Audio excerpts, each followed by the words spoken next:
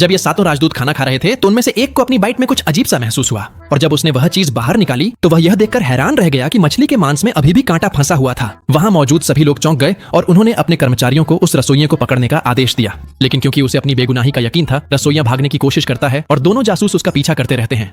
रसोइया फिसल जाता है और लगभग गिर ही जाता, लेकिन सौभाग्य से दोनों जासूस उसे पकड़ने में कामयाब हो जाते हैं। लेकिन उसके हाथ पर पक्षी की बीट गिर जाती है, जिससे रसोइया आखिरकार स्विमिंग पूल में गिर जाता है और उसका सिर टकरा जाता है, जिससे वह बेहोश हो जाता है। अगले दिन रसोइया आखिरकार जाग जाता है, लेकिन उसे अपने कमरे में कुछ अजीब सा महसूस होता है। वह बाहर झांकने की कोशिश करता है और एक बार फिर वहाँ कुछ अजीब नजारा देखता है। शुरू में उसे ज्यादा फर्क नहीं पड़ता, लेकिन जैसे ही वह वार्म अप करने लगता है उसे एहसास होता है कि उसकी छाती बड़ी हो गई है और उसके हाथों की मांसपेशियां गायब हो गई हैं। वह तुरंत दौड़कर आईने की तलाश करता है और जैसे ही खुद को देखता है हैरान रह जाता है, क्योंकि वह एक महिला में बदल चुका होता है। घबराया हुआ रसोइया वहां से भागने की कोशिश करता है, लेकिन सभी लोग उसका पीछा करने लगते हैं।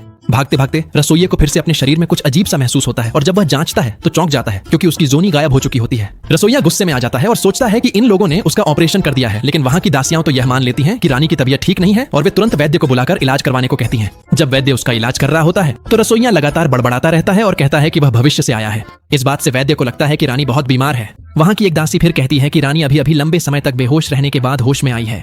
रसोइया को आखिरकार एहसास होता है कि वह खुद को एक जोसोन रानी के शरीर में फंसा हुआ पाता है। उस रसोइये के दिन अब महल की रानी के रूप में बीतने लगते हैं, लेकिन वह फिर भी खुश रहता है, क्योंकि उसकी हमेशा इस खूबसूरत दासी के साथ संगत रहती है। कैसे कैसे लोग रहते हैं यार यहाँ पर।